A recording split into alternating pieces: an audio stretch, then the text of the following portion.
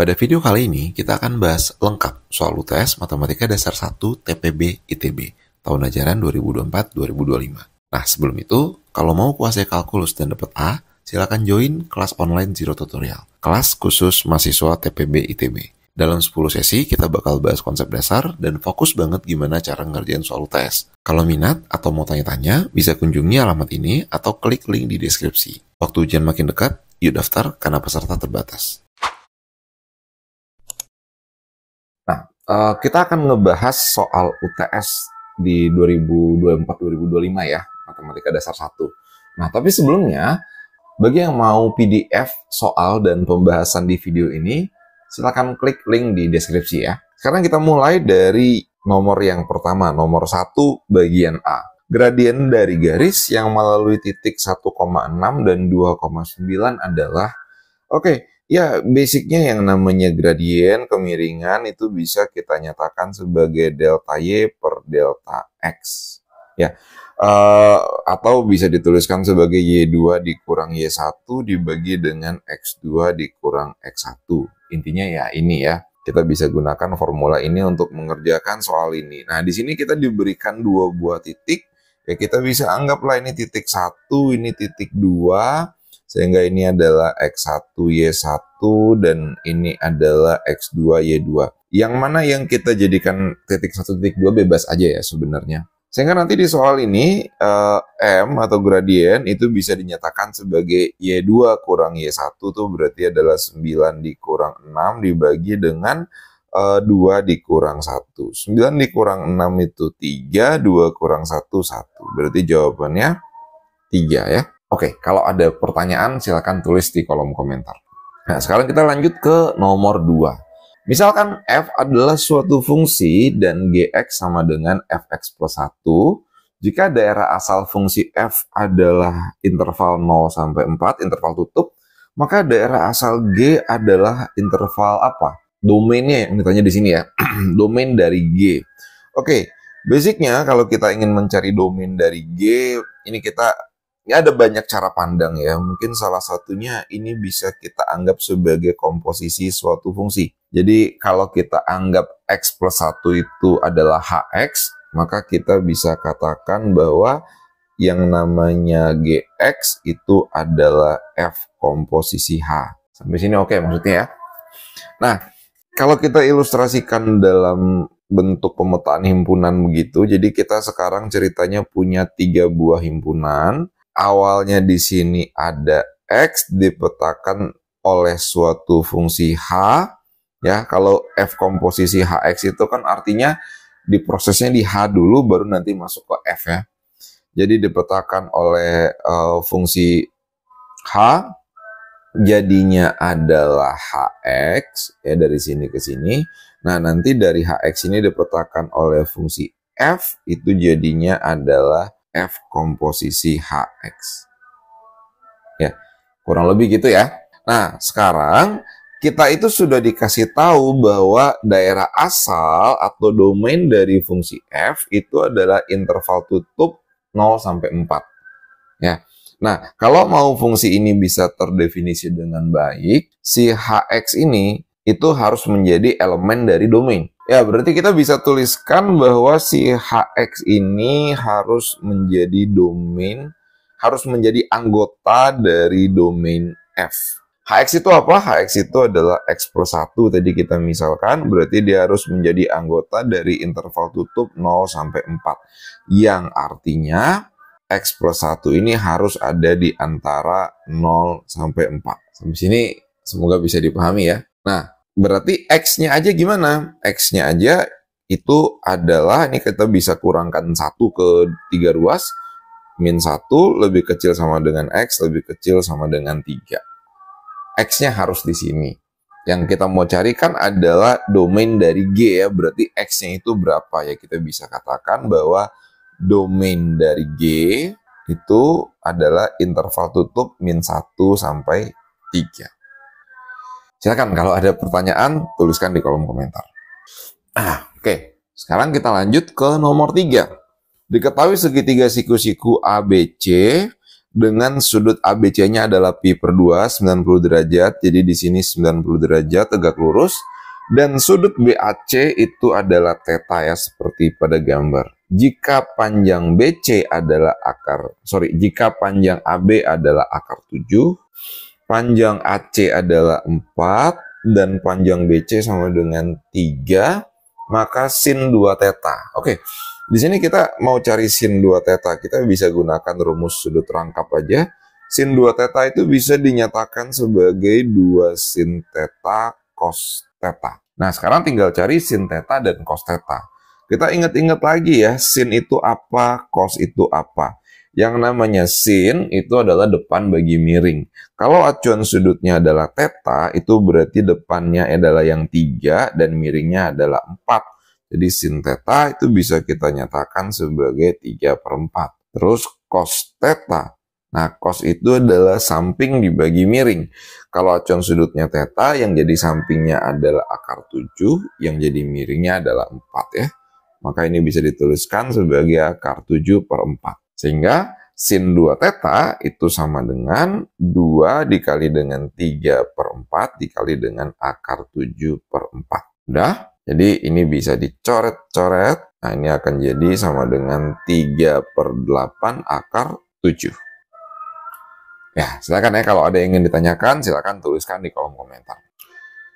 Oke, sekarang kita lanjut lagi ke nomor 4. Jika limit X mendekati A untuk fx itu sama dengan 4, dan limit X mendekati A untuk Gx itu sama dengan 2, maka limit dari ekspresi berikut adalah apa? Ya, nah ini sebenarnya simpel aja, menggunakan sifat limit. Jadi kalau ada penjumlahan, perkalian, pembagian, pengurangan begini, limitnya bisa masuk ke dalam gitu ya. Jadi kita bisa tuliskan di sini bahwa limit X mendekati A untuk f kuadrat X ditambah 3Gx dibagi dengan fx dikurang Gx, yaitu karena kita sudah tahu limit X mendekati A untuk fx adalah 4, ini tinggal ganti aja dengan 4 kuadrat ditambah 3. Limit untuk Gx-nya adalah 2, berarti dibagi dengan 4 dikurang 2. Nah, 4 kuadrat itu 16 ditambah 6 dibagi 2 ya. Jadinya 22/2. 22/2 itu adalah 11. Oke, ini kalau ada pertanyaan silakan tuliskan di kolom komentar. Nah, sekarang kita lanjut ke soal nomor 5. Nah, tapi sebelum kita bahas nomor 5, mau ngingetin lagi, yang mau PDF soal dan pembahasan pada video ini, silakan klik link di deskripsi ya. Sekarang kita lanjut ke nomor 5. Jika F0 sama dengan 3, F aksen 0 sama dengan 5, G0 sama dengan 2, dan G aksen 0 sama dengan min 1, maka FG aksen 0 sama dengan berapa? Oke, FG aksen 0. Nah, ini tuh berarti kita menggunakan aturan kali ya. Jadi kalau masih ingat, di dalam turunan itu ada yang namanya aturan perkalian, yaitu kalau ada U dikali V diturunkan itu bisa dinyatakan sebagai U aksen V ditambah U V aksen. Ini namanya aturan kali. Nah, jadi di sini kalau kita ingin mencari nilai dari FG aksen X ya, itu berarti ngikutin aturan kali bisa dinyatakan sebagai F aksen X dikali dengan Gx ditambah dengan Fx dikali dengan G aksen X. Oke? Nah, yang kita mau cari kan Fg aksen 0 ya, berarti tinggal ganti aja semua X yang ada dengan 0. Fg aksen 0 itu adalah F aksen 0 dikali dengan G0 ditambah F0 dikali dengan G aksen 0. Udah? Nah, ini tinggal kita substitusikan nilainya. F aksen 0 itu berarti adalah 5. Kita udah tahu semua nilai yang kita butuhkan ya. G0 itu adalah 2 di soal, F0 adalah 3, dan G aksen 0 adalah min 1. Nah, ini kalau kita kaliin, 5 kali 2, 10, 10 kurang 3 itu adalah 7. Oke, ya nomor 5 jawabannya 7. Kalau ada pertanyaan silahkan tulis di kolom komentar. Nah, sekarang kita masuk ke nomor 6. Jika fx sama dengan 4x kuadrat dikurang 2x tambah 1, maka f double aksen 1 itu berapa? Oke, ini simple aja ya. Kita mau cari nilai turunan keduanya saat x sama dengan 1. Jadi tinggal kita turunkan 2 kali. Yang pertama, f aksen x itu turunannya adalah 8x dikurang 2. Lalu f double aksen x Berarti 8X diturunkan jadi 8 min 2 jadi 0. Jadi sekarang kita peroleh bahwa f double aksen X itu sama dengan 8. Dia tidak bergantung nilai X ya, dia fungsi konstan. Mau berapapun X-nya, maka nilai turunan keduanya adalah 8. Sehingga yang kita mau cari yaitu f double aksen 1 itu ya adalah 8. Kalau ada pertanyaan, silakan tulis di kolom komentar. Oke, sekarang kita lanjut ke nomor 7. Jika diketahui F1 sama dengan 1, F aksen 1 sama dengan 4, maka nilai hampiran linier dari F 0,9 itu berapa? Kita di sini diminta untuk mengaproksimasi nilai dari F 0,9, di mana diketahui F1 dan F aksen 1. Nah, kita bisa gunakan, kalau mau pakai formulanya langsung, ya ingat formulanya. Mungkin cara mengekspresikan formulanya bisa macam-macam ya. Nah, kalau saya biasanya itu kita punya fx ditambah delta x itu bisa diaproksimasi, bisa dihampiri dengan nilai fx ditambah dengan f aksen x dikali dengan delta x. Kita bisa gunakan ini. Gimana cara menggunakannya?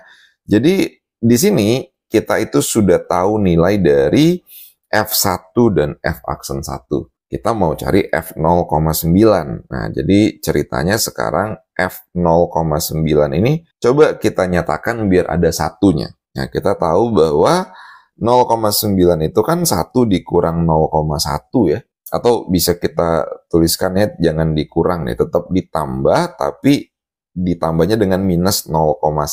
Ya, kita mau cocokin bentuknya itu ke bentuk ini. Jadi, kita bisa nyatakan di sini bahwa yang jadi X-nya adalah 1 dan yang jadi delta X-nya itu adalah min 0,1. Bisa dipahami nggak ini? Kalau kita cocokin ke bentuk ini, Fx tambah delta X, oh berarti yang jadi X-nya 1, yang jadi delta X-nya adalah min 0,1. Kenapa kita ubah ke bentuk seperti ini? Karena bentuk ini itu bisa diaproksimasi dengan ekspresi ini. Jadi F1 ditambah min 0,1 itu bisa diaproksimasi dengan F1 ditambah dengan F aksen 1 dikali dengan delta X-nya adalah min 0,1. Sampai sini oke ya? Karena di sini tuh yang jadi X-nya dan delta X-nya adalah 1 dan min 0,1. F1 itu sendiri berapa? F1 ya 1 ditambah F aksen 1 itu adalah 4 min 0,1 ya dikali dengan min 0,1. Jadinya adalah 1 dikurang 0,4, maaf, 1 dikurang 0,4 berarti jadinya adalah 0,6. Oke, kalau ada pertanyaan silakan tulis di kolom komentar. Oke, kita masuk sekarang ke nomor 8 ya. Langkah pertama untuk menyelesaikan persamaan diferensial berikut adalah mengubah persamaan tersebut menjadi... Di sini kita tidak diminta untuk menyelesaikan persamaan diferensial ini. Kita cuma ditanya langkah awalnya apa. Ini itu kan sebenarnya adalah konsep dari, variabel pemisah, separation variable ya kalau nggak salah namanya itu. Jadi awalnya kita punya dy per dx sama dengan x per y kuadrat, kita harus pisahkan variabelnya, yang y sama yang dy, yang x sama yang dx. Nah dari sini hal itu bisa kita peroleh dengan cara bisa dibilang seperti kali silang lah gitu ya. Nah y kuadratnya bisa pindah ke kiri jadi di atas, sedangkan dx-nya bisa pindah ke kanan jadi di atas juga. Ya udah, y kuadrat dy sama dengan x dx. Nah, ini jawabannya ya. Oke. Ya, kalau ada pertanyaan silakan tulis di kolom komentar ya. Nah, sekarang kita masuk ke bagian B. Nah, bagian A tadi bagian isian singkat. Nah, sekarang B itu harus ada penjabarannya lah ya. Ya, sebelum kita lanjut, ingat lagi, bagi yang mau PDF soal dan pembahasan di video ini, silakan klik link di deskripsi ya. Nah, kita masuk ke nomor 1, tentukan solusi dari pertidaksamaan 3 per x min 2 lebih kecil dari 2. Ini tuh basicnya tinggal kita pindah ruas aja ke sebelah kiri, ini jadinya 3 per x min 2 itu dikurang 2 kecil dari 0. Lalu kita coba samakan penyebut, jadinya 3 per... Penyebutnya sekarang adalah x min 2 ya, berarti dikurang 2 dikali dengan x min 2 itu kecil dari 0. Nah, terus kalau kita rapiin, yang di atas itu jadinya adalah 3 dikurang 2x ditambah 4 dibagi dengan x min 2 kecil dari 0. Terus, ini bisa ditulis sebagai 3 tambah 4 itu 7, 7 dikurang 2x dibagi dengan x min 2 kecil dari 0. Udah? Nah, sekarang cari pembuat nolnya. 7 min 2X itu biar 0, X-nya mesti berapa? X-nya mesti 7 per 2 ya. Sedangkan X min 2 itu biar 0, X-nya mesti 2. Ini bisa dipahami ya. Sekarang kita bikin garis bilangan. Diurutkan dari yang paling kecil ke yang besar. Ini ada 2 dan 7 per 2. Kita ujikan titik. Ya, misalkan di sini kita ujikan titiknya berapa? X-nya 100 atau 1000 gitu. Pokoknya kita nggak perlu hitung beneran ya. Kita cuma butuh tandanya aja. Jadi kalau kita masukin X-nya 1000, maka nanti di sini tuh 7 dikurang 2000 berarti itu adalah negatif. Sedangkan 1000 dikurang 2 itu nanti positif. Negatif dibagi positif itu negatif. 1000 itu ada di sebelah sini, maka tanda di ruas itu bakal negatif. Sisanya selang-seling ya. Jadi di sini min, di sini plus, di sini min lagi. Di sini oke? Yang kita mau ambil di sini adalah yang lebih kecil dari 0. Itu artinya yang negatif. Nah, yang kita ambil adalah yang bagian ini. Berarti adalah daerah di mana X-nya itu harus lebih kecil dari 2 atau X-nya itu harus besar dari 7 per 2. Oke, kalau ada yang bingung silakan tulis di kolom komentar ya. Oke, sekarang kita lanjut ke nomor 2. Perlihatkan bahwa limit dari ekspresi berikut itu tidak ada. Kapan limit itu bisa ada nilainya atau kapan bisa tidak ada nilainya? Jadi, kalau kita ingin mencari nilai limit di suatu titik, misalkan di sini adalah di 2 ya. Nah, yang namanya mencari nilai limit itu sebenarnya kita ingin mencari nilai fungsi yang diberikan bukan di 2-nya, tapi di sekitar 2. Di sekitar 2 itu artinya di tepat di sebelah kiri atau kanannya, tepat di tetangganya. Tetangganya itu maksudnya berarti kiri kanannya ya, bisa di sini, bisa di sini. Suatu fungsi itu bisa dikatakan tidak ada limit kalau limit kiri sama limit kanannya nggak sama. Nah, kalau gitu kan kita jadi nggak bisa simpulkan ya. Nah, kalau kita diminta untuk mengecek apakah limit ini tidak ada, ya kalau di soal ini kita suruh tunjukkan bahwa limit ini memang tidak ada, maka yang kita harus tunjukkan itu adalah tunjukkan bahwa limit kiri dan limit kanannya itu nggak sama. Jadi kita bisa tuliskan, kita coba hitung dulu limit X mendekati 2 dari kiri untuk fungsi X min 2 dibagi dengan X kuadrat dikurang 3X ditambah 2. Di sini ada mutlak ya. Nah, gimana cara melimitkan mutlak? Kita masuk ke definisi dasar ya, kita ingat-ingat lagi. Kalau kita punya mutlak X, itu bisa dinyatakan sebagai ada 2 kondisi. Mutlaknya itu jadi hilang aja kalau X-nya itu tidak negatif dan tanda mutlaknya itu berubah jadi minus kalau yang dimutlakin itu negatif. Ini definisi dasar dari mutlak ya. Nah, di soal ini kan kita mau mencari limit X mendekati 2 dari kiri. Nah, coba kita perhatikan di sini. Kalau X-nya kita ganti dengan 2, kita substitusikan 2, tapi dari kiri artinya 2 kurang dikit gitu ya. Kayak 1,9999 dikurang 2, itu hasilnya pasti minus kan, pasti negatif kan, walaupun minusnya kecil banget. Nah, sehingga tanda mutlaknya, kalau yang di dalam mutlaknya itu ternyata nanti hasilnya negatif, tanda mutlaknya berubah jadi minus. Jadi ini bisa kita nyatakan sebagai limit X mendekati 2 dari kiri untuk minus dari X min 2. Oke ya, sampai sini ya. Nah, X kuadrat min 3X tambah 2-nya itu bisa kita faktorkan sekalian. Itu bisa ditulis sebagai X min 2 dikali dengan X min 1. X min 2-nya bisa kita sederhanakan, coret-coret. Masukin 2-nya, substitusikan 2-nya. Jadinya adalah min 1 per 2 kurang 1 ya 1 ya. Jadinya hasilnya min 1. Jadi limit kiri dari fungsi ini itu adalah min 1. Sekarang gimana dengan limit kanannya? Harusnya beda ya. Harusnya beda. Coba kita lihat. Berarti kita ingin mencari limit dari X min 2 dimutlakin dibagi dengan X kuadrat dikurang 3X tambah 2 tapi dari kanan. Nah, kalau dari kanan berarti X yang kita substitusikan itu adalah 2 tapi lebih dikit. Kayak 2,0001 gitu ya.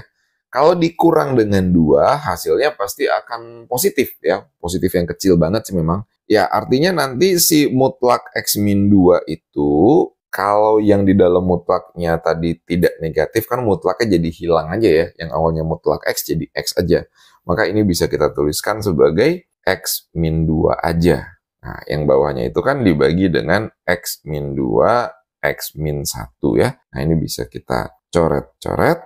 Masukin lagi 2-nya jadinya 1 per 1. 1/1 itu adalah 1. Ya, karena limit kiri tidak sama dengan, jadi kalau kita coba tuliskan secara lengkap ya, karena limit kiri tidak sama dengan limit kanan, maka kita bisa katakan limit X mendekati 2 untuk mutlak X min 2 dibagi dengan X kuadrat dikurang 3X ditambah 2 itu tidak ada. Oke, silakan ya kalau ada pertanyaan tulis di kolom komentar.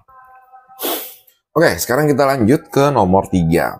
Nah, diketahui fungsi berikut ya, fx sama dengan bla bla bla, fungsi piecewise. Lalu kita diminta untuk menentukan nilai K sehingga f itu kontinu di X sama dengan 1. Apa yang mensyaratkan suatu fungsi itu bisa kontinu di suatu nilai X?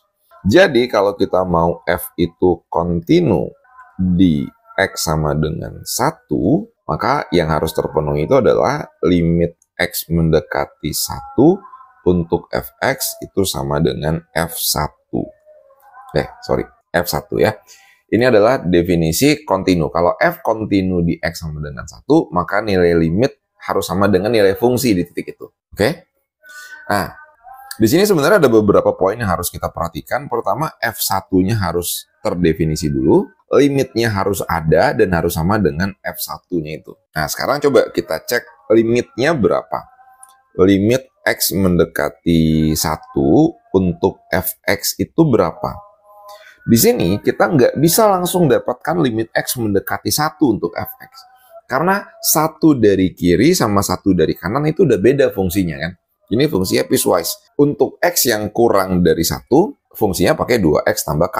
Tapi untuk X yang lebih besar dari 1, fungsinya pakai yang bawah kan. Jadi di sini ya kita terpaksa harus menggunakan limit kiri dan limit kanan ya. Jadi untuk X mendekati 1 dari kiri dulu deh. Kalau dari kiri itu berarti artinya 1 kurang dikit. Maka fungsi yang digunakan itu adalah yang 2X plus K. Ini jadinya kalau kita substitusikan langsung satunya itu akan menjadi 2 ditambah K ya. Itu limit kiri di X sama dengan 1. Nah sekarang limit kanannya berapa? Limit X mendekati 1 dari kanan untuk fx itu adalah fungsinya berarti pakai yang bawah nih, yang ini. 1 dibagi 1 tambah X. Itu berarti X mendekati 1 dari kiri untuk 1/1 tambah X. Dan itu adalah 1/2 berarti ya. Nah kalau mau nilai limitnya ada, maka haruslah ini sama nilainya. Jadi kita bisa setting 2 tambah K itu harus sama dengan 1/2. Ya artinya nanti K-nya itu harus sama dengan setengah dikurang 2 ya. Min 3/2. Nah jadi nilai K-nya itu haruslah min 3/2 biar setidaknya nilai limitnya ada gitu ya. Nah berarti ini menjadi syarat perlu untuk f bisa kontinu di X sama dengan 1. Oke. Kalau ada pertanyaan silahkan tulis di kolom komentar ya. Nah sekarang kita lanjut ke soal nomor 4. Tentukan turunan dari fx sama dengan 2x tambah 1 pangkat 3. Lalu kenali limit berikut sebagai turunan fungsi dan hitung nilainya dengan menggunakan turunan. Oke, berarti di nomor 4 ini kita disuruh turunkan dulu ya. Kita diminta untuk mencari turunan pertama, berarti di sini maksudnya berarti f aksen x itu, nah ini kita menggunakan aturan rantai ya. Jadi 2x plus 1 pangkat 3 itu ini bisa kita anggap seperti sesuatu dipangkatkan 3 dulu aja. Kita turunkan, nanti jadinya adalah 3 dikali dengan 2x ditambah 1 dipangkatkan 2. Lalu nanti dikali lagi dengan turunan dalamnya tuh. 2x plus 1 tuh kalau diturunkan jadinya 2. Kalau kita rapiin, ya hasilnya adalah 6 dikali dengan 2x tambah 1 pangkat 2. Inilah f aksen x-nya. Terus apa hubungannya dengan ini? Nah, kita ingat-ingat lagi nih, salah satu definisi turunan menggunakan limit itu adalah f aksen x bisa kita nyatakan sebagai limit h mendekati 0 untuk fx plus h dikurang fx dibagi dengan h. F aksen x bisa kita nyatakan seperti ini. Nah, sekarang kalau kita punya ini, limit h mendekati 0 untuk f1 plus h dikurang f1 dibagi h, itu kan seperti X yang di sini itu tinggal diganti dengan 1 kan. Artinya limit H mendekati 0 untuk F1 plus H dikurang F1 dibagi dengan H ini itu sama aja dengan menanyakan f aksen 1. X-nya diganti dengan 1. Oke ya? Kita tuh udah punya f aksen X-nya, tadi kita udah hitung. F aksen X-nya adalah 6 dikali dengan 2X plus 1 dikuadratkan. Maka kalau mencari f aksen 1 ya tinggal 6 dikali 2 dikali 1 ditambah 1 dikuadratkan. Jadinya berapa tuh? 3 dikuadratkan jadi 9, 9 dikali 6 adalah 54. Ya, kalau ada yang mau ditanyakan silakan tulis di kolom komentar. Kalau ada yang salah hitung juga silakan kasih tahu ya. Kadang-kadang suka ceroboh nih ngerjain soal banyak kayak begini. Nah, sekarang kita lanjut ke soal nomor 5. Kita diminta untuk menentukan nilai maksimum dan minimum dari fungsi berikut diberikan pada suatu interval tertutup. Nah, nilai maksimum dan minimum itu di teorinya terletak pada titik kritis ya. Titik kritis itu ada stasioner, titik ujung, dan titik singular ya. Ini sambil diingat-ingat lagi ya. Pertama, kita cek dulu titik stasionernya. Titik stasioner itu apa? Titik stasioner itu adalah titik di mana nilai turunan pertamanya itu sama dengan 0. Nah, fungsi ini kalau kita coba turunkan, f aksen X itu kan berarti adalah 2 diturunkan jadi 0, X itu 1 dikurang 2X. Dan ini kita setting sama dengan 0. 1 dikurang 2X sama dengan 0 berarti kita dapatlah bahwa X-nya itu sama dengan 1/2 ya. Nah, sekarang kita coba cari nilai fungsi ini di X sama dengan setengah.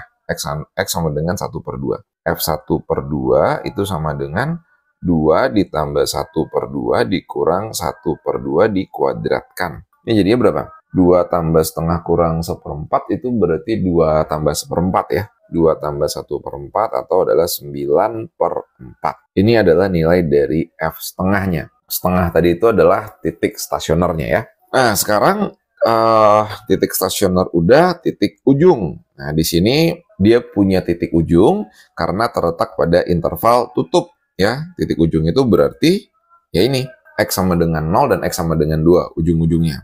Nah, langsung kita hitung aja F0 itu berapa dan F2 itu berapa. F0 itu berarti adalah 2 ditambah 0 dikurang 0 kuadrat ya, berarti sama dengan 2. Sedangkan F2 itu adalah 2 ditambah 2 dikurang 2 kuadrat, itu adalah 0. Oke, nah ini tuh barusan adalah titik ujungnya ya, titik ujung. Ada satu lagi titik kritis yaitu titik singular. Nah, fungsi ini tidak punya titik singular. Titik singular itu titik apa? Titik singular itu adalah titik di mana f aksen X-nya itu tidak ada. Di fungsi ini, karena dia polinom ya, dia mau kita turunkan berapa kali pun, polinomial itu pasti ada nilai turunannya gitu, untuk X berapapun ya. Kita bisa lihat juga di sini 1 dikurang 2X itu kan, mau X-nya berapa aja bisa dihitung nilai turunan pertamanya kan. Jadi titik singularnya di sini tidak ada. Jadi untuk mencari nilai maksimum dan minimumnya, kita tinggal bandingkan nilai-nilai ini ya. Siapa yang paling besar di sini? Yang paling besar adalah 9/4, berarti ini adalah nilai maksimumnya. Sedangkan paling kecilnya 0, ini adalah nilai minimumnya berarti. Oke. Kalau ada pertanyaan, tulis di kolom komentar. Nah, sekarang kita lanjut ke nomor 6 ya. Tentukan integral dari X kuadrat akar 1 tambah X pangkat 3. Oke, di sini kita belum banyak bicara terkait integral ya sebenarnya sampai bab 3 ini. Nah, mungkin pemahaman kita terkait integral itu sesimpel anti turunan dulu, kebalikan dari turunan. Mungkin kalaupun ada formula yang bisa kita gunakan, kita ingat-ingat lagi bahwa integral dari X pangkat N dx itu bisa dinyatakan sebagai 1/n tambah 1 dikali dengan X pangkat N tambah 1 plus C. Nah, kita bisa gunakan inilah. Tapi ini kan kalau dia itu X pangkat N ya, ini kan bentuknya udah ribet ya. Jadi ada X kuadrat akar 1 tambah X pangkat 3. Maka supaya bentuknya itu bisa sesimpel rumus yang kita punya ini, nah kita butuh sedikit manipulasi bentuk. Kita lakukan substitusi. Kita misalkan sebagai sesuatu. 1 ditambah X pangkat 3 ini mungkin kita bisa misalkan sebagai apa? Sebagai A gitu misalnya. Jadi kalau A itu sama dengan 1 tambah X pangkat 3, maka dA per dx, ya A-nya kalau kita turunkan terhadap X itu bisa kita tulis sebagai 3X kuadrat kan. Nah, jadi di sini, di soal ini tuh integral X kuadrat akar 1 tambah X pangkat 3 itu bisa kita tuliskan sebagai untuk 1 ditambah X pangkat 3-nya, itu bisa kita ganti dengan A, jadinya akar A. Nah, untuk X kuadratnya gimana? Nah, dari sini kan kalau kita bagi 3 ke 2 ruas, kita bisa dapat sepertiga dA per dx itu sama dengan X kuadrat gitu ya. Terus kalau seakan-akan dx-nya pindah ruas ke sebelah kanan, ini bisa kita tulis begini, ini kebayang nggak maksudnya? Jadi, X kuadrat dx ini, itu bisa kita ganti dengan sepertiga dA. Sepertiga dA. Sampai sini bisa dipahami? Jadi, 1 tambah X pangkat 3 ini jadinya adalah A. Konsekuensinya, X kuadrat dx itu jadinya adalah sepertiga dA. Oke ya, jadi lebih simpel bentuknya. Nah, ini kita bisa rapiin lagi. Sepertiganya kita taruh di luar aja. Akar itu kan artinya adalah A pangkat setengah kan? Udah. Nah, ini sudah sama bentuknya dengan ini. Dimana yang jadi N-nya itu adalah setengah. Oke? Sehingga kita bisa tuliskan, ini jadinya adalah 1/3. A pangkat setengah kalau diintegralkan itu kan N-nya setengah, berarti adalah 1/setengah ditambah 1 dikali dengan A pangkat setengah ditambah 1 plus C. Dirapiin setengah tambah 1 itu 3/2. Jadi ini adalah 1/3 dikali dengan 1/3/2 A pangkat 3/2 plus C. Nah, sekarang ya kita rapikan lagi, ini 3/2, 2-nya naik ke atas, jadinya nanti 2/9 A pangkat 3/2 plus C. Nah, ini udah jawabannya. Tapi kan soal kita dalam X ya, jangan sajikan jawaban dalam A. A itu kan cuman kreatifnya kita tadi memisalkan kan.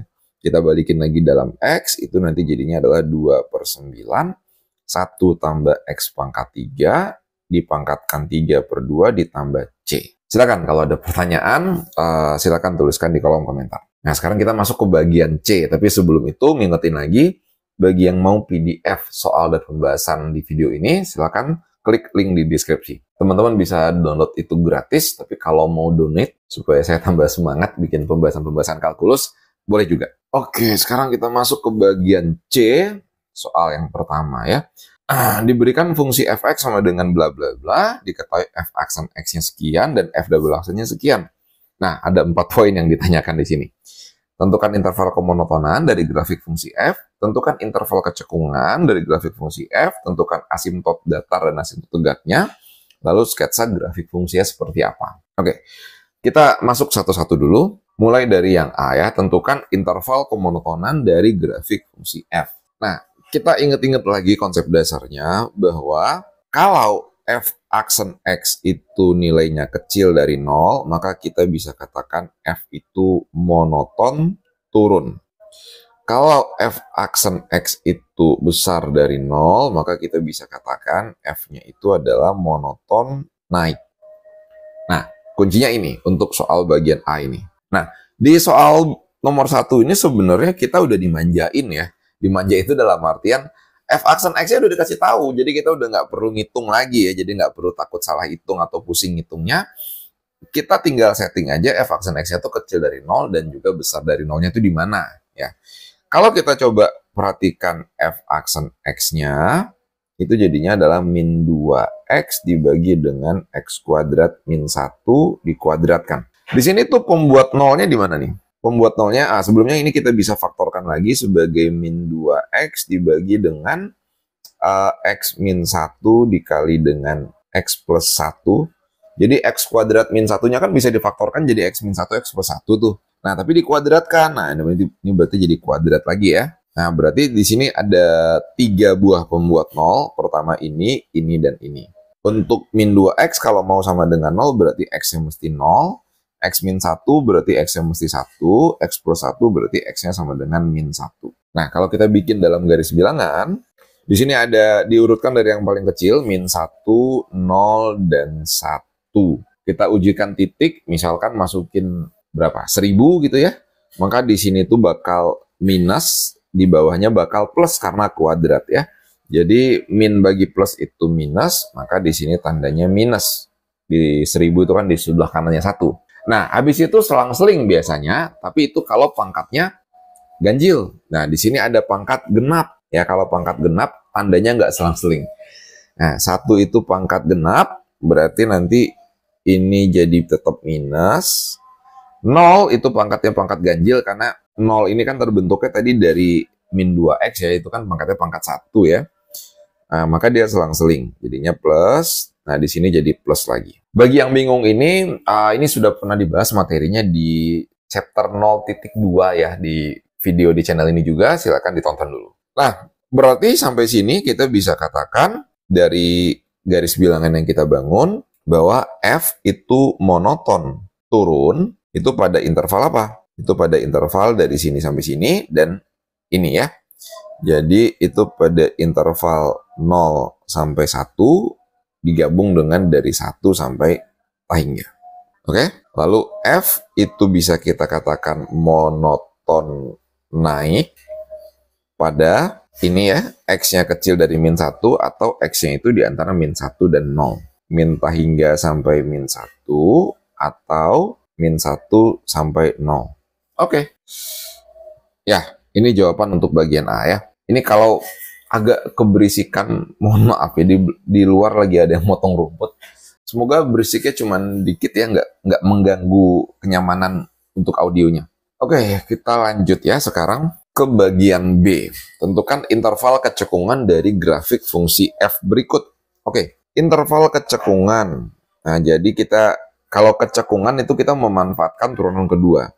Kalau F double aksen X itu kecil dari 0, itu berarti F itu cekung ke bawah. Kalau F double aksen X itu besar dari 0, itu artinya F itu cekung ke atas. Cekung ke bawah itu artinya ya gini gitu ya bentukannya. Kalau ke atas itu ya berarti gini. Nah, di soal ini kita tadi juga udah dimanjain ya, kita udah dikasih tahu F double aksennya berapa. F double aksennya itu berarti tadi adalah F double aksen X itu adalah 6X kuadrat ditambah 2 dibagi dengan X kuadrat min 1 pangkat 3. Oke, nah kita cari pembuat nolnya. Di sini lagi-lagi ini bisa kita tuliskan dulu sebagai 6X kuadrat ditambah 2 dibagi dengan, ini adalah X min 1 dikali X plus 1, tapi dipangkatkan 3 ya.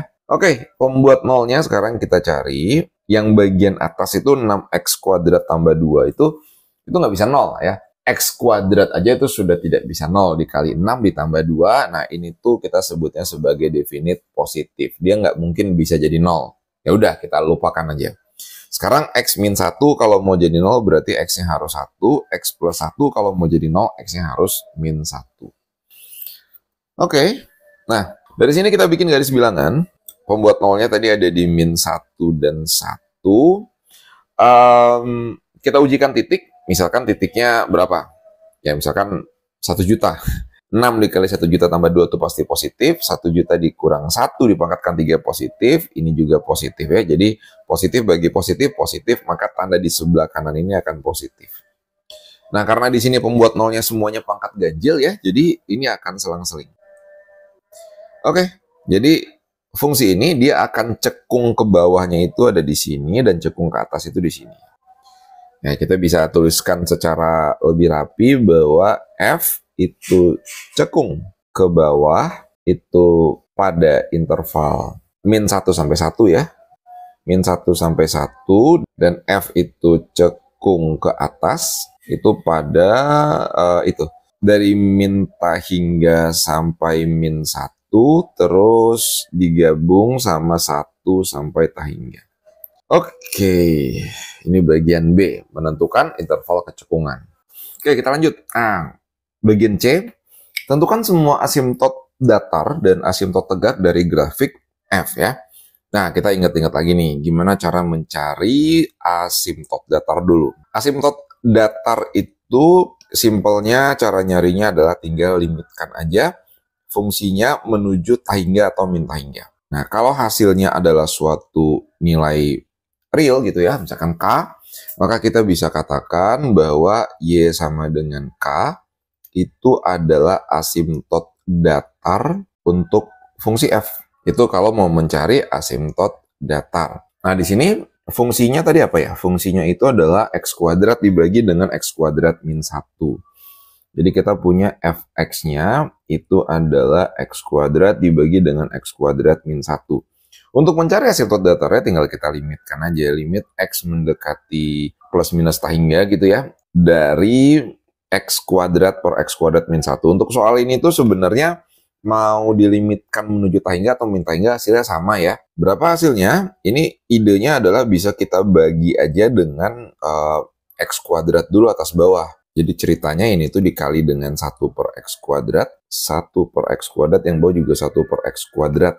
Maka ini nanti jadinya adalah 1 dibagi dengan 1 dikurang 1 per x kuadrat. Nah kalau x kuadratnya diganti dengan tahingga, akan jadi 1 per tahingga. 1 per tahingga itu 0 ya. Maka hasilnya adalah 1. Maka kita bisa katakan Y sama dengan 1 itu adalah asimtot datar untuk fungsi f. Ya, kalau ada pertanyaan silakan tanyain di kolom komentar ya. Itu asimtot datarnya. Ini asimtot datar. Nah, sekarang gimana dengan asimtot tegak? Nah, untuk mencari asimtot tegak itu kebalikannya. Asimtot tegak, kita mikirnya adalah fungsi yang kita miliki ini, si fx, itu kita limitkan menuju apa ya? Biar nanti hasilnya itu adalah bisa tahingga atau min tahingga. Limitnya pun tidak harus limit di titik itu. Boleh limit dari kanannya atau limit dari kirinya. Limit x mendekati A dari kiri untuk fx itu bisa jadi tahingga atau min tahingga. Jadi kalau salah satunya limit kanan atau limit kiri untuk x menuju A, untuk suatu fungsi fx itu hasilnya adalah tahingga atau min tahingga, maka kita bisa katakan bahwa x sama dengan A itu adalah asimtot tegak untuk f. Oke, berarti di sini kira-kira fungsi ini kita mesti limitkan berapa biar hasilnya itu tahingga atau min tahingga. Idenya itu adalah kita cari aja pembuat nol untuk pembaginya. Karena kalau di bawahnya 0, sesuatu dibagi 0 kan nanti bisa menuju tahingga atau min tahingga ya, kalau dari kiri atau dari kanan gitu. Jadi ini trik cara menentukan dia punya asimtot tegak atau enggak ya. Kita curigainnya karena x kuadrat min 1, kalau mau 0 berarti x-nya kan haruslah plus minus 1 ya, sorry. Kalau mau x kuadrat min 1 sama dengan 0, berarti kan x kuadratnya sama dengan 1, artinya x-nya itu sama dengan plus minus 1. Dugaannya di sini nih. Nah sekarang coba kita tunjukkan ya. Kita hitung limit x mendekati 1, kita ambil dari kanan aja ya, tidak harus limit di satunya. Berarti kan fungsinya adalah x kuadrat dibagi dengan x kuadrat min 1. Nah, di sini kalau dimasukin 1, satunya dari kanan, nanti kan jadinya adalah 1 lebih dikit kurang 1, menuju 0, atasnya 1, jadi hasilnya adalah tahingga. Oke, dari sini berarti kita bisa simpulkan bahwa x sama dengan 1 itu adalah asimtot tegak untuk fungsi f ini. Terus kita cobain juga untuk x menuju min 1 sekarang ya. X menuju min 1 dari kanan. Fungsinya adalah x kuadrat dibagi dengan x kuadrat min 1. Nah, ini sama ya hasilnya. Karena min 1 dari kanan, berarti kalau dikuadratkan nanti bakal 1 lebih dikit. Nah, 1 kurang 1 jadi 0, ini menuju tahingga. Berarti kita bisa katakan x sama dengan min 1 itu juga merupakan asimtot tegak dari f. Ya, kalau ada yang bingung, atau ada yang salah hitung, coba kasih tahu di kolom komentar ya. Inilah asimtot tegak dan asimtot datarnya.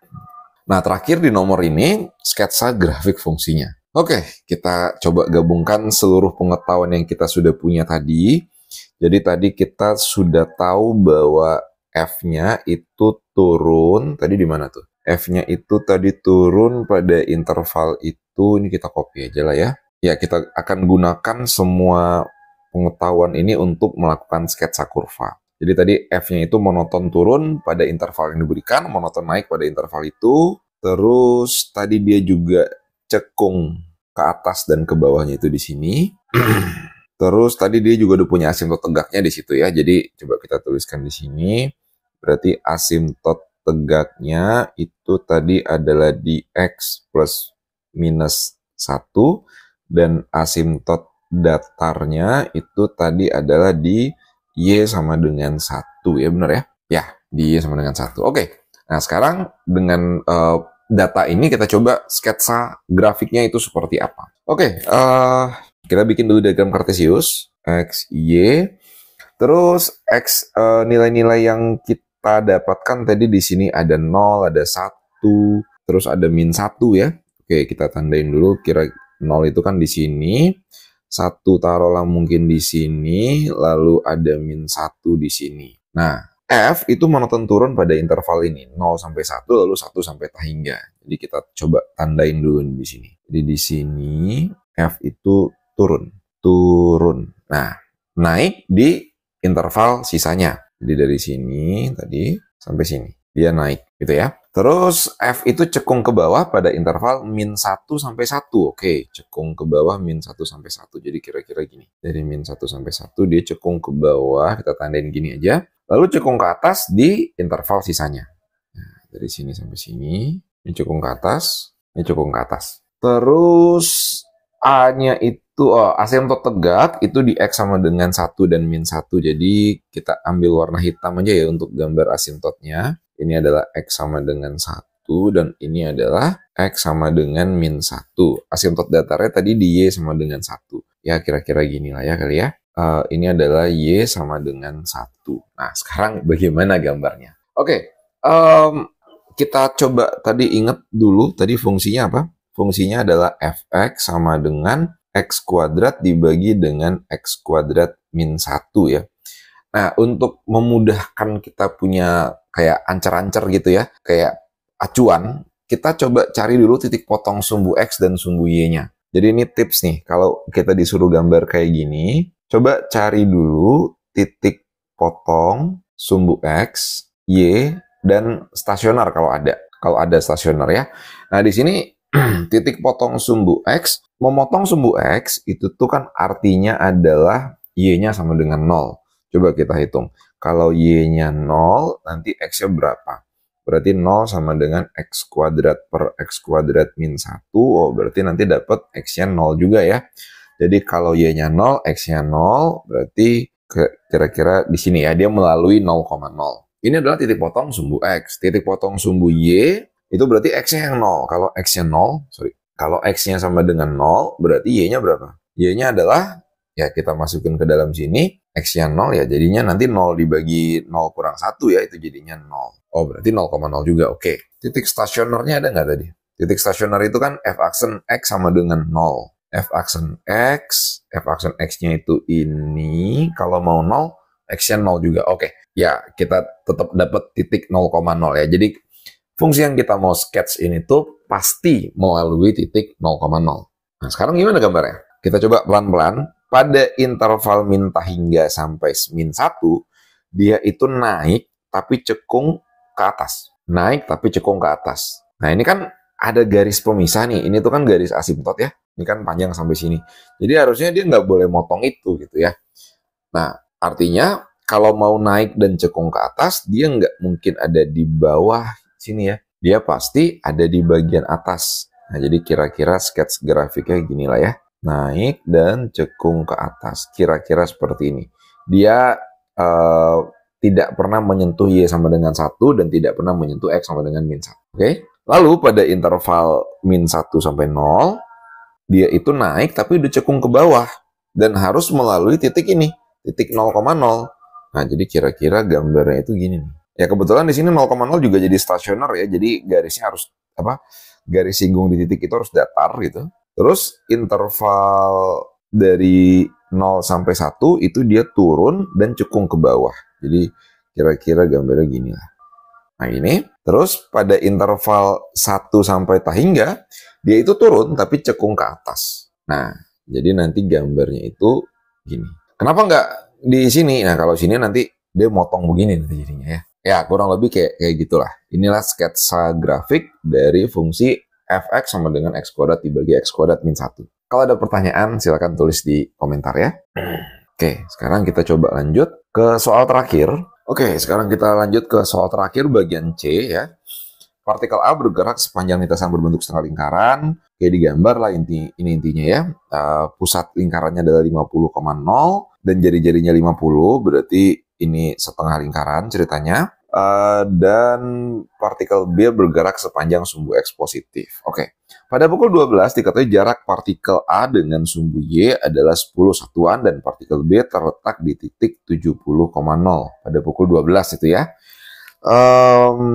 Pada saat tersebut jarak partikel A dengan sumbu X bertambah dengan laju 2 satuan per detik, sedangkan jarak partikel B dengan titik 0,0 bertambah dengan laju 1 satuan per detik. Oke, di sini lumayan banyak yang diketahui ya. Kita masuk ke pertanyaan yang A dulu di sini. Hitunglah jarak kedua partikel pada pukul 12. Oke. Pada pukul 12. Nah, mungkin ini gambarnya kita copy dulu supaya lebih enak coret-coretnya. Jadi saat pukul 12 itu gimana nih posisinya? Saat pukul 12, nah kita tulis di sini, saat T-nya sama dengan 12.00 gitu ya. Ini partikel B itu berada di titik 70,0, berarti ini 70,0. Lalu A itu berjarak 10 satuan dengan sumbu Y. Nah, berarti ini maksudnya ya, 10 satuan. Oke, apalagi yang kita bisa dapat di sini? Nah, kita mau cari jarak. Nah, kita fokus ke yang ditanya dulu kali ya. Hitunglah jarak kedua partikel pada pukul 12.00. Oke, kita disuruh mencari jarak ini pada pukul 12.00.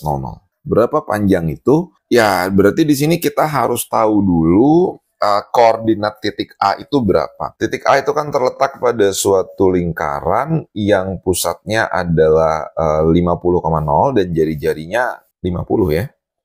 Maka persamaan lingkarannya bisa kita nyatakan sebagai X min 50 dikuadratkan ditambah dengan Y kuadrat itu sama dengan 50 kuadrat. Nah, di sini tuh kan kita udah tahu bahwa jarak titik A ke sumbu Y itu adalah sebesar X. Itu artinya apanya tuh? Sorry, itu adalah sebesar 10. Itu berarti artinya adalah X-nya sama dengan 10 ya. Nah, maka untuk mencari koordinat titik A, kita substitusikan ke sini. Kalau X-nya 10, kita bisa dapatkan bahwa 10 dikurang 50 dikuadratkan ditambah Y kuadrat sama dengan 50 kuadrat. Nah, ini kan berarti Y kuadratnya bisa dinyatakan sebagai 50 kuadrat. 10 kurang 50 itu kan min 40 ya. Nah, ini akan jadi min 40 kuadrat. Ya, ini harusnya sih kalau triple Pythagoras 345 ya. Ini berarti 30 kuadrat artinya Y-nya sama dengan 30. Oke. Jadi sekarang kita tahu saat T sama dengan 12 ini koordinatnya itu adalah 10,30. Nah, kita kan mau mencari ini. Kita bikin aja segitiganya tuh. Nah, kita bisa lihat di sini. Karena ini 70, ini 10. Berarti kan itu jaraknya adalah 60 ya. Ini 60. Lalu yang ini tuh jaraknya berapa? 30 ya. Tinggi ini. 30. Nah, tinggal Pythagoras aja. Maka ini kita bisa dapatkan hasilnya adalah jarak AB. Itu berarti 30 kuadrat ditambah 60 kuadrat diakarkan. Ya, 30 kuadratnya bisa difaktorkan. Ini bisa ditulis sebagai 30 kuadrat dikali dengan 1 ditambah 2 kuadrat. 1 kuadrat tambah 2 kuadrat. Akar 30 kuadrat itu 30, akar 5 jadinya ya. Ya, ini jadi jaraknya saat T sama dengan 12 adalah 30 akar 5. Kalau ada pertanyaan silakan tulis di kolom komentar ya. Kita lanjut ya ke bagian B. Hitunglah laju perubahan jarak antara partikel A dengan sumbu Y pada pukul 12. Oke, laju perubahan. Nah, ini kita coba cermati dulu nih pernyataan soalnya. Laju perubahan apa? Jarak antara partikel A dengan sumbu Y. Oke, jarak antara partikel A dengan sumbu Y itu berarti ini maksudnya ya. A dengan sumbu Y itu kan sebenarnya karena A-nya itu bergerak di lingkaran itu, jadi jaraknya berubah-ubah. Tapi intinya yang dia maksud sebagai jarak itu kan berarti adalah nilai X-nya itu berapa. Itu kalau kita mau membicarakan jarak antara partikel A dengan sumbu Y. Nah, karena di sini dia bicara laju itu berarti perubahan terhadap waktu. Nah, berarti sebenarnya yang kita mau cari di sini itu adalah dx per dt itu saat T-nya itu di pukul 12.00. Nah, ini yang kita mau cari. Oke ya. Nah, kita tuh tadi udah punya persamaan posisi dari A ini, dia ada di sini nih ceritanya. Dia kan ada di lingkaran tersebut ya. Jadi kita tuliskan ulang dulu di sini bahwa partikel A itu atau titik A itu terletak di persamaan ini. X dikurang 50 kuadrat ditambah Y kuadrat sama dengan 50 kuadrat. Nah, dia terletak di situ. Tapi karena dia setengah lingkaran, Y-nya itu harusnya sih tidak boleh negatif ya. Nah, sekarang karena kita mau mencari laju, berarti kita tinggal turunkan aja terhadap T. Di sini berarti kita menggunakan konsep turunan implisit. Ini semua langsung kita turunkan terhadap T maksudnya. Berarti kita akan peroleh X dikurang 50 dikuadratkan itu adalah 2 dikali X dikurang 50 dikali dengan dx per dt ditambah dengan y kuadrat. Kalau diderivatifkan nanti jadinya 2y dy per dt. Diderivatifkannya terhadap t ya, sama dengan 0. Sampai sini oke? Kita menggunakan aturan rantai di sini. Nah, yang kita mau cari itu dx per dt-nya. Saat t-nya sama dengan 12. Nah, saat t sama dengan 12 ini, x dan y-nya berapa? Kan di soal dia udah dikasih tahu tadi. Pada pukul 12, x-nya itu adalah 10 satuan. Jarak partikel A dengan sumbu Y itu adalah 10 satuan. Pada kondisi ini tadi kita sudah tahu X dan Y-nya adalah 10,30. Kita sudah dapatkan di soal A ya, di jawaban di bagian A.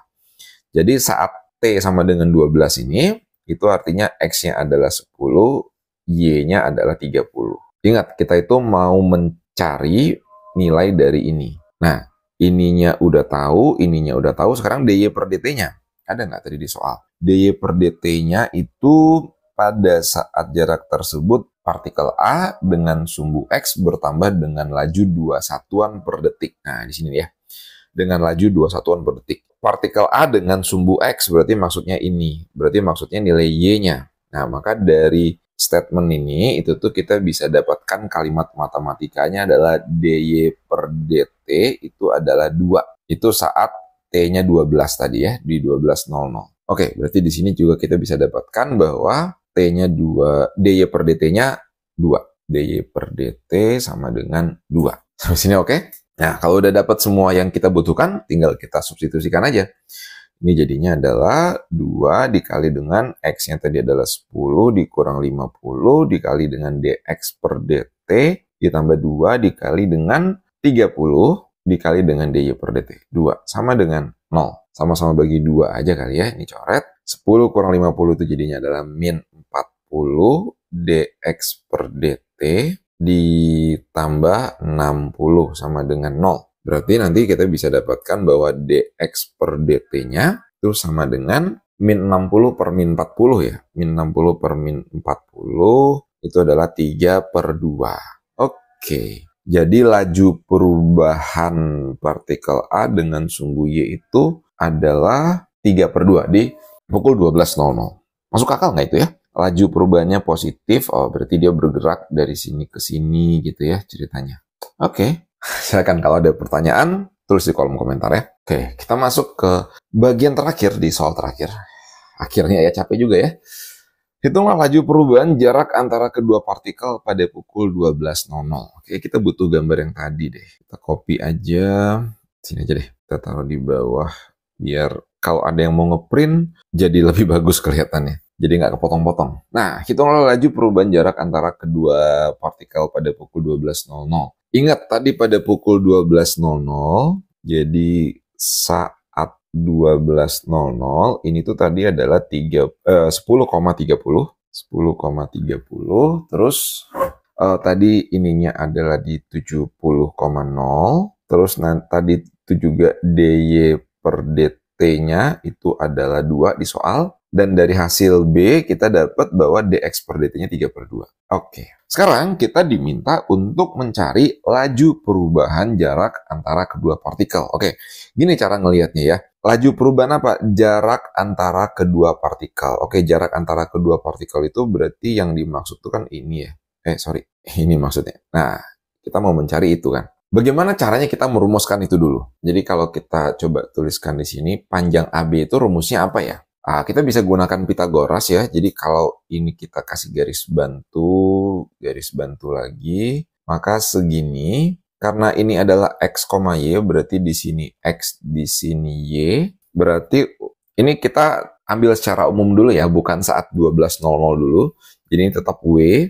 Berarti panjang ini adalah W dikurang X Yang ini adalah Y. Ya, berarti berlaku Pitagoras tuh. Panjang AB dikuadratkan sama dengan W dikurang X dikuadratkan ditambah dengan Y kuadrat. Di sini oke? Jadi panjang AB-nya adalah akar dari ini.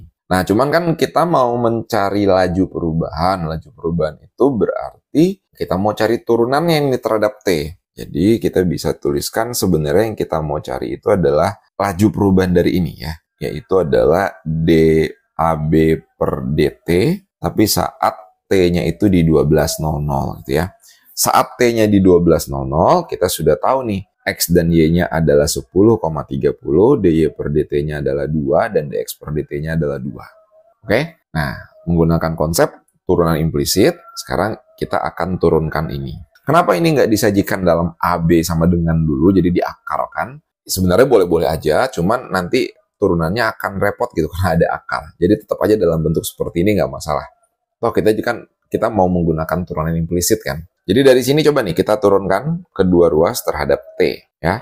Berlaku aturan rantai, maka turunan dari AB dikuadratkan itu nanti jadinya adalah 2AB dikali dengan D AB per DT sama dengan, nah W dikurang X dikuadratkan itu kalau mau diturunkan terhadap T. Jadi ini kita asumsinya W, X, dan Y itu tuh berubah terhadap T semua ya. Jadi nggak ada yang dianggap konstan di sini.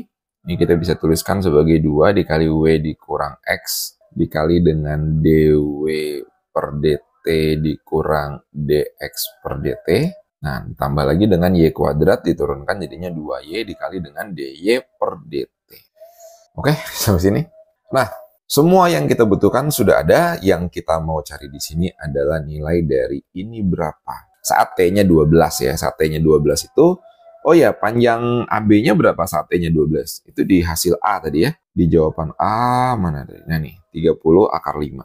Jadi kita bisa tuliskan panjang AB-nya adalah 30 akar 5. Oke, sekarang tinggal kita substitusikan semua nilai yang ada. Ini nanti jadinya adalah 2 dikali dengan 30 akar 5 DAB per DT sama dengan 2 dikali dengan W-nya adalah 70 dikurang X-nya adalah 10 DW per DT. Nah, DW per DT itu kita belum tahu tuh berapa. Ada nggak di soal? Oh, ada tadi ya, ini ya. Bahwa jarak partikel B dengan titik 0,0 itu bertambah dengan laju 1 satuan per detik. Partikel B itu kan bergeraknya di sepanjang sumbu X. Ya, berarti dari situ sebenarnya kita dapat pernyataan bahwa dW per dt-nya adalah 1 ya. Pada saat tersebut. Pada saat tersebut itu artinya pada saat pukul 12.00. Oke, dapat di sini dW per dt. Kita tulis ya. Jadi tadi dW per dt-nya sama dengan 1. Oke, ini jadinya 1 dikurang dx per dt-nya adalah 3 per 2, ditambah 2 kali y, y-nya adalah 30, dy per dt-nya adalah 2. Kita rapiin. Ini jadinya adalah 60 akar 5, DAB per dt sama dengan 2 dikali 70 kurang 10. 70 kurang 10 itu 60, jadinya langsung aja ya 120. Aduh, udah mabuk ini. 120, 1 dikurang 3 per 2 itu adalah min setengah, ditambah 4 kali 30 itu di 120. Oke, benar ya? Penghitungannya sebentar. Kita bagi 60 ke 2 ruas, ini bisa dicoret 1, 2, 2. Nah, ini 2 kali min setengah, min 1. Min 1 kali 2, min 1 tambah 2, 1 ya. Jadinya kita akan dapatkan bahwa akar 5 DAB per DT itu sama dengan 1. Artinya DAB per DT-nya itu sama dengan 1 per akar 5. Oke, itu dia. Itu adalah laju apa tadi? Laju perubahan jarak antara kedua partikel tersebut. Oke, capek juga ya. Ya, silakan dipahami, silakan ditonton ulang, silakan di-download soal dan pembahasan ini di link yang diberikan. Itu gratis, tapi kalau mau donate supaya saya lebih semangat untuk bikin konten tentang kalkulus, silakan. Itu aja mungkin. Semoga sukses ujiannya, khususnya mahasiswa TPB ITB. Semoga bermanfaat.